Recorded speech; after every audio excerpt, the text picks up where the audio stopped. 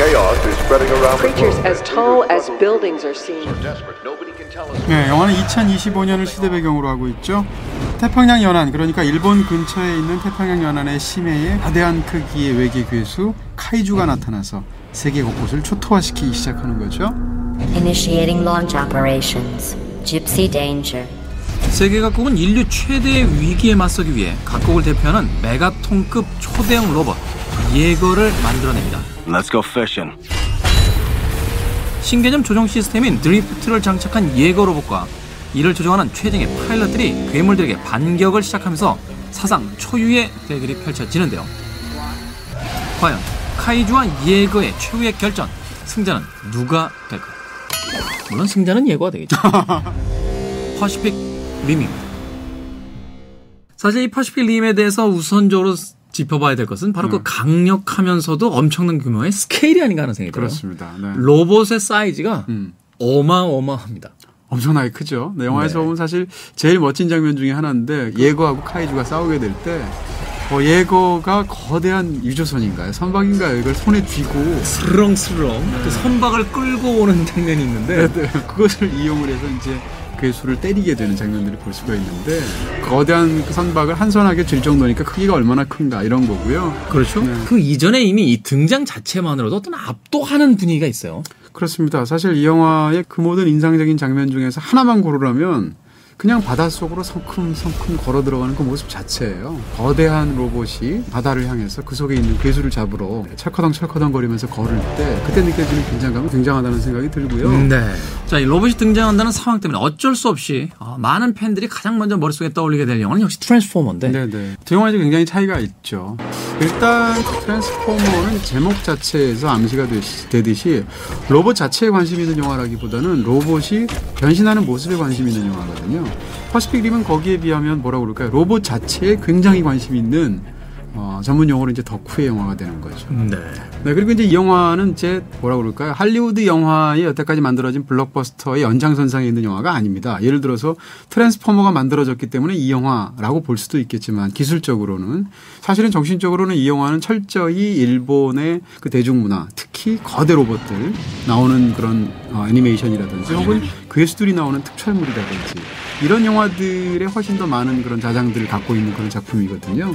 사실 뭐 내용이 가지고 있는 세계관 자체 또는 몇몇 장면에서 약간의 어떤 기시감 같은 게 느껴졌었어요. 그렇습니다. 그리고 또 많은 사람들이 떠올리시는 것 중에 하나가 울트라맨입니다. 울트라맨? 네. 울트라맨은 메뚜기 아닌가요? 그렇죠. 거의 메뚜기처럼 생겼죠. 네. 그리고 울트라맨을 보시게 되면 역시 울트라맨이 지구를 지키기 위해서 외계로부터 날아온 괴수들하고 싸우는 얘기거든요. 그렇죠. 노골적인 재패니메이션에 대한 어떤 오마주 같은 느낌이 영화 속에 담겨져 있는 것 같아요. 심지어 여주인공이 일본 여자지 않습니까? 그렇죠. 네. 기쿠치 린코가 연기하는 이 마코라는 이 여성이 영화 속에 등장을 합니다. 그래서 기쿠치 린코에 대해서 지금 많은 사람들이 이야기를 하고 있죠. 여주인공이 너무 별로다. 아니다. 일본 애니메이션의 어떤 그런 느낌을 고스란히 가진 캐릭터다. 등등의 의견들이 굉장히 많던데요. 주인공 캐릭터들의 어떤 강력한 끌림 혹은 뭐 매력 이런 것들이 좀 보였어야 되는데 맞아요. 안 예뻐. 특히 제가 볼 때 서양인 기준이 아니라 동양인 기준에서 볼 때 별로 매력이 없는 여배우인 것 같아요. 철저히 서양 캐스팅 디렉터에서 뽑힌 듯한. It is pretty cool. 역시 원톱이라 하면 이제 찰리 헌넴이 연기하는 롤리라는 캐릭터. 찰리 헌넴이라고 읽어야 될 텐데 이게 영어로 HUNNAM인데 우리말로 읽으면 훈남이에요. 훈남. 네. 그래서 훈남은 맞습니다. 훈남은 맞는데 네. 그럼에도 불구하고 영화 속에서 이 찰리 헌넴은 제 역할은 하지만 큰 매력이 없는, 쉽게 얘기하면 존재감이 없는 그런 느낌이죠. 그럼에도 불구하고 이드리스 엘바만큼은 굉장하다는 생각이 들고요. 네. 그 사령탑의 역할을 하는 그런 배우들은 그 블록버스터에 언제나 나옵니다. 근데 이드리스 엘바만큼 그렇게 파워풀하고 거기서 폼을 잡는데 제대로 폼이 잡히고 네, 이런 느낌을 주는 배우 드물죠. 그 와중에도 항상 이 수트를 네. 허리선까지 잡으셔.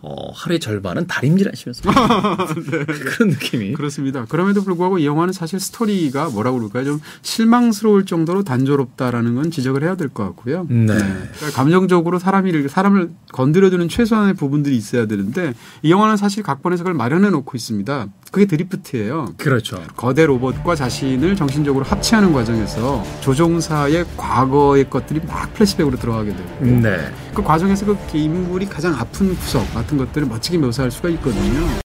영화 속에서 실제로 그게 묘사가 되기는 해요. 근데 이제 그것이 결국은 카이주에 대한 공포 정도로 이제 영화에서 묘사가 되는데 그런 드라마적인 장치를 마련하고도 영화가 최소한의 깊이를 갖고 있지 못하다는 것은 아무리 로봇 영화라고 한다 할지라도 좀 실망스러운 각본이죠. 근데 어쨌건 이 영화의 가장 큰 단점은 이런 드라마적인 단점이 아닙니다. 왜냐하면 이 영화를 보러 가는 사람들이 사실 드라마적인 부분은 접어줄 마음의 태도가 있어요. 오히려 단점은 액션 장면이 펼쳐지는 배경입니다. 항상 세 가지 상황 중에 하나예요. 비가 오거나, 네, 밤이거나, 바다이거나.